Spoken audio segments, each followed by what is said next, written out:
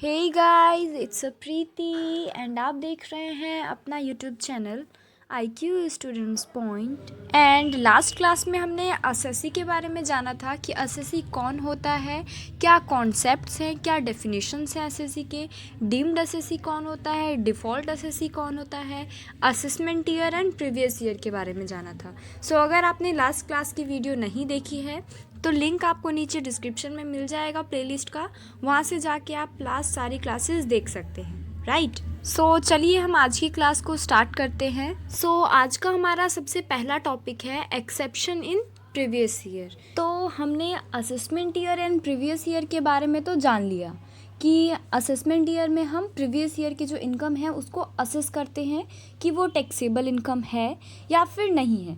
अगर नहीं है तो हमें टैक्स पे नहीं करना होता है, और अगर टैक्सेबल इनकम है तो उसका जो टैक्स होता है वो हम असेसमेंट ईयर में पे करते हैं। क्लियर है?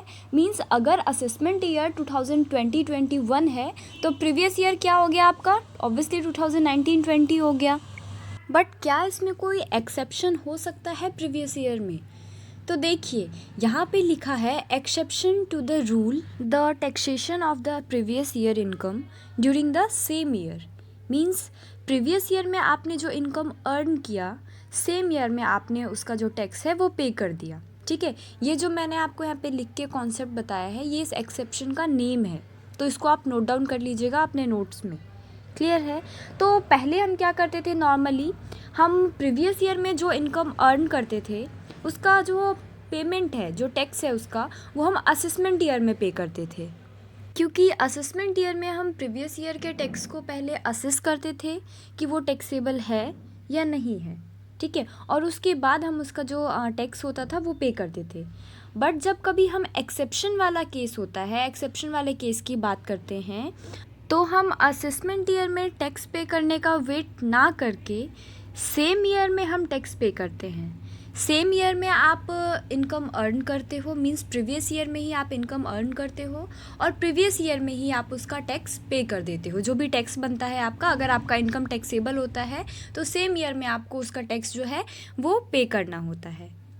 तो अब मेन बात ये आती है कि हमें कैसे पता चलेगा कि कौन सा केस यहाँ पे एक्सेप्शन वाला है और कौन सा केस नॉर्मल है। मतलब कहाँ हमें एक्सेप्शन वाला रूल अप्लाई करना है और कहाँ हम नॉर्मली वाला रूल अप्लाई करेंगे। तो देखिए यहाँ एक्सेप्शन के टोटल 5 केसेस हैं, जिससे आपको पता लगेगा कि कौन सी ईयर में आपको एक्सेप्शन वाला केस यूज़ करना है और कहाँ आपको नॉर्मली टैक्स कैलकुलेट करना है जैसे हम नॉर्मल करते हैं। ठीक है, तो देखिए यहाँ सबसे पहला एक्सेप्शन है income of a non resident from a shipping business.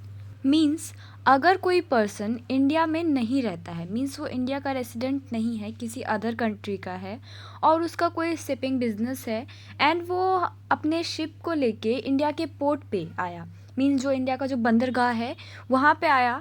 अब वो क्या लेके आएगा बंदरगाह पे, मीन्स क्या वो क्यों आएगा वहाँ पे? ऑब्वियसली पैसेंजर को छोड़ने आएगा या फिर कोई सामान है वो डिलीवर करने आएगा, है ना। तो अगर कोई पर्सन इंडिया के पोर्ट पे आता है, अपना कोई सामान वहाँ पे ड्रॉप करता है, तो ऑब्वियसली उसने वहाँ से इनकम अर्न की होगी, है ना। अब यहाँ पे मैं पर्सन का मतलब किसी भी पर्टिकुलर ह्यूमन बीइंग की बात नहीं कर रही हूँ। आपको मैंने मेरे लास्ट क्लासेस में बताया था कि इनकम टैक्स डिपार्टमेंट की नज़र में पर्सन कौन होता है ना। तो अगर आपने वो वीडियो नहीं देखी है तो पहले आप लास्ट क्लास की वीडियो देखिए, उसके बाद आप इस लेक्चर को देखिएगा। तो जब कोई पर्सन है वो अपना कोई सामान या फिर जो उसके पैसेंजर हैं उनको अगर वो ड्रॉप करके गया, तो उससे जो उसकी इनकम हुई है, पहले हमारे इनकम टैक्स डिपार्टमेंट वाले क्या करते हैं, उसकी इनकम को असेस करते हैं कि क्या वो टैक्सेबल इनकम है या नहीं। अगर वो टैक्सेबल इनकम होती है तो इसका पर्टिकुलर रेट है 7.5% उसको टैक्स पे करना होता है। सेम टाइमिंग पे उससे टैक्स पे करवाया जाता है, उसके बाद वो यहाँ से जाता है, मीन्स इंडिया के पोर्ट से उसके बाद वो वापस जाता है। क्लियर है आपको? फर्स्ट कंडीशन क्लियर हो गई आपको। सेकंड है आपका income of a person who is living India, जो इंडिया को छोड़ के जा रहा हो, मीन्स परमानेंटली अब उसका वापस आने का कोई इरादा नहीं है। अगर ऐसा कोई पर्सन इंडिया को छोड़ के जा रहा होता है तो उस टाइम तक की जो भी उसकी इनकम होती है, अगेन बता रही हूँ पर्सन का मतलब मैं यहाँ पे किसी भी पर्टिकुलर ह्यूमन बीइंग की बात नहीं कर रही हूँ। ये पर्सन एक कंपनी हो सकती है, कोई फर्म हो सकता है, या फिर ये एचयूएफ फैमिली से हो सकते हैं। ठीक है, तो आप पर्सन को पहले अच्छे से समझ लीजिए, उसके बाद आपको ये लेक्चर समझ आएगा। तो मान लेते हैं कि यहाँ पे कोई पर्सन है, वो इंडिया छोड़ के जनवरी में जा रहा है। जनवरी 2020 में उसने डिसाइड किया है कि वो इंडिया को छोड़ के किसी अदर कंट्री में शिफ्ट हो जाएगा, है ना। तो इनकम टैक्स डिपार्टमेंट वाले अब यहाँ पे क्या करेंगे, 1 अप्रैल 2019 से लेके जनवरी 2020 तक उस पर्सन की जितनी भी इनकम होगी उसको पहले असेस किया जाएगा। उसके बाद असेसमेंट के बाद अगर उन पे कोई टैक्स बनता है तो पहले उस पर्सन से उसका टैक्स पे करवाया जाएगा, उसके बाद ही वो इंडिया को छोड़ के जा सकते हैं। ठीक है, जाने से रोका नहीं जाएगा, लेकिन जो भी टैक्स बनता है, जो भी ड्यू है उनका, वो पहले उनको पे करना होगा, उसके बाद ही वो इंडिया छोड़ के जा सकते हैं। सेकेंड कंडीशन भी क्लियर हो गई आपको। थर्ड है income of a association of person और body of individual, artificial individual और judicial person for a particular reason.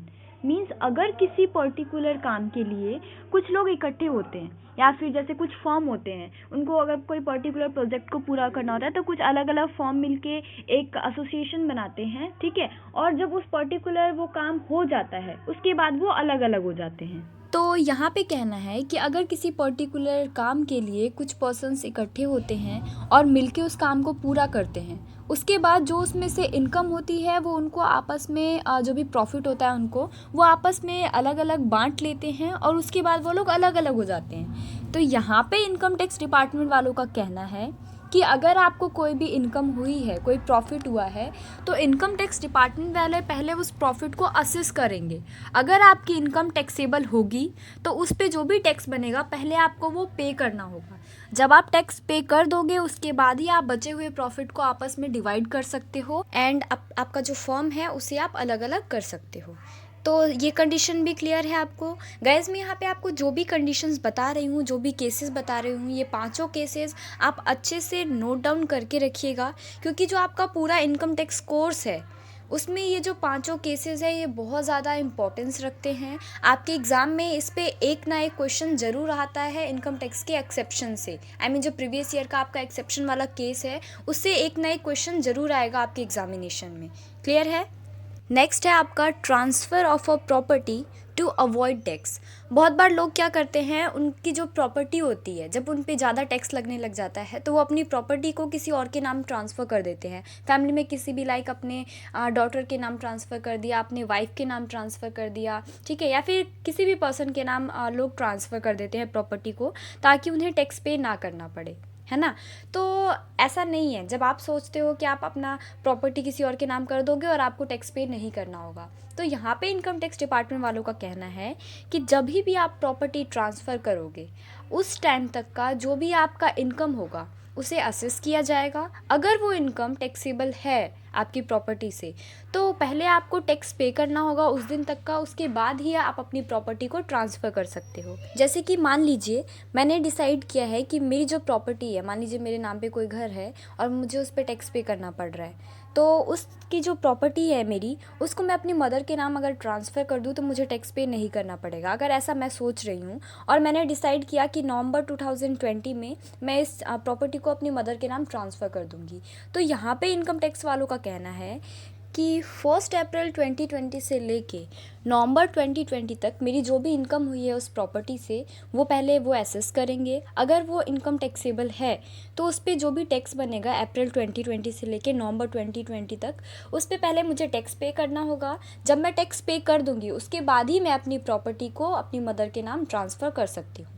तो आपको फोर्थ केस जो है ये भी क्लियर हो गया होगा।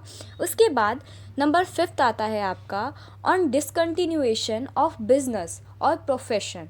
अगर मैं अपने किसी बिज़नेस को डिसकंटिन्यू करना चाहती हूँ या फिर मेरा जो भी प्रोफेशन है उसको अगर मैं डिसकंटिन्यू करना चाहती हूँ, तो उसके लिए पहले इनकम टैक्स वाले उस दिन तक का, मतलब मान लीजिए कि मैंने डिसाइड किया है कि मैं 1 दिसंबर से अपना बिज़नेस जो है वो बंद कर दूँगी, तो 1 अप्रैल से लेके 1 दिसंबर तक का जो भी इनकम है उस इनकम को पहले इनकम टैक्स डिपार्टमेंट की तरफ से कैलकुलेट किया जाएगा कि वो टैक्सेबल है या नहीं। अगर वो टैक्सेबल नहीं है तब तो मैं अपना बिज़नेस डिसकंटिन्यू कर सकती हूँ या अपना प्रोफेशन डिसकंटिन्यू कर सकती हूँ।